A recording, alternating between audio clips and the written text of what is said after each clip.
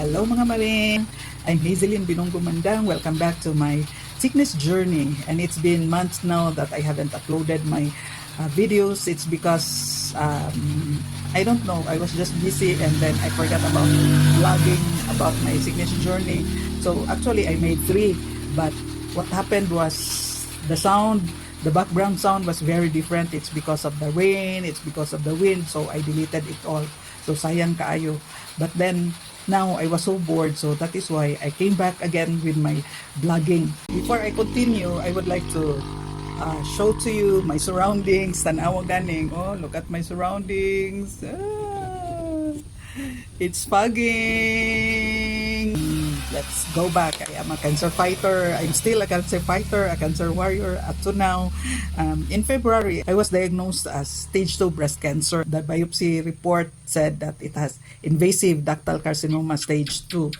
Now, in March, at the end of March, the CT scan came out and it became stage 3C because of my CT scan report. Now, nagmet siya sa akong lungs, nagmetastasize.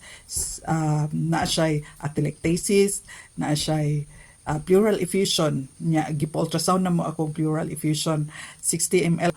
And then, naa siya'y mga nodes daghan dinhi sa akong left and right nga armpit, ang akong gall, naa siya'y cholecystitis, nasa siya'y cholelithiasis. And then came my ERPR result. So, I am estrogen positive, progesterone positive, and HER2 positive.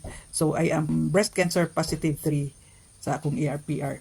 And then by April, I was waiting for my schedule, but the Northern Mindanao Medical Center gave me schedule on my consultation for oncology is June 9, and that was April that time. So I said I could die at that time. So I transferred to CUMC, Capital University Medical Center. So I transferred by faith.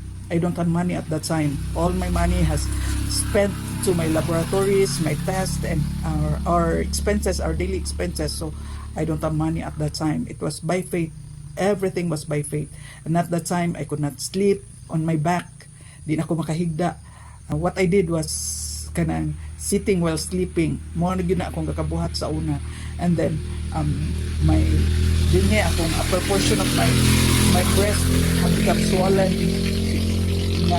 The pain was so intense, nasakit yung kaayo, and this armpit is swollen also, and it goes down, the pain will go down here, and it seems like it numbs nga.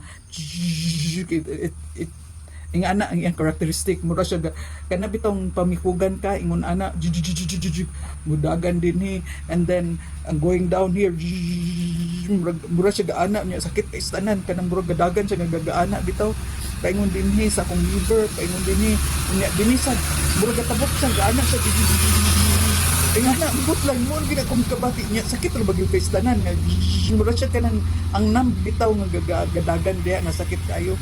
And tungod sa to kay nana ko lymph nodes dinhi ug pagka after sa akong first nga chemo nakita nako nga nana siya redness dinhi sa akong pikas nga kuan unya sakit kay akong likod halos grabe gyud, intense gyud ang kasakit, pero di lang gyud ko gareklamo sa akong kasakit nga sakit kayo bisag unsa na lay akong buhaton adto dili gyud nako mataba. In spite sa kasakit wa gyud ko nag-ingon sa Ginoo nga nganong ako nagpasalamat pa ko sa Ginoo nga ako kay ngano I don't want my children to experience it, I don't want my loved ones to experience it, mas maay na lang ako magsakit. Tungod sa kasakit, tungod sa grabe nga kasakit, I was so ready to die. I was so ready to akong gingnan ang Ginoo, Lord, kung imo na kong paon karon, so be it. Pero kung imo pa kung ayuhon, ikaw mangitag paagi, Lord, kay ako wala na gyud koy paagi nga ako gyud. Imo na gyud. To make the long story short, I have my first chemo. During my first chemo, nag-react ang tambal sa akong lawas. Ug tanan nga naay katong naay sakit kaayo nako adto nga time. Mauto siya katul kaayo. Sud katul sakit mangaway na gud ko kay dili nako makuha ang kakatul nya kani siya mo nay dextrose, kani ang nay dextrose, kani siya ang affected part. Ako na gud ning malihok maski sakit kay mo nagugong sakit kay di ko ninyo gatabangan. And that is why I was admitted at that time. It took 2 days for my chemo, kay na-admit ko for observation. And then, after my chemo, 2 weeks after, wala na ko nag-take sa akong pain medication. Before, magtumar ko pain medication, kadyo talaga yung kaistanan ang effect nga, mubalik na dayon. Gani ka ng akong pagkatulog na medication. Pag tumal na ko, tulog dayon ko kay after 2 to 3 hours, makamatadan ko sa pain. So, di na dayon ko katulog-tulog sa pain. Pero, in spite of the pain, I am at peace yun. Tinuod yun, I am at peace. Wala yun ko'y gipang basol nga mga tao kay balog ko nga ako gitanan. And I am now on my 5th cycle sa akong chemotherapy. 5th cycle na ko ha. Isa na lang kulang. And then surgery na dayon. So diha lang sa takutob karon, and thank you for watching. Bye bye.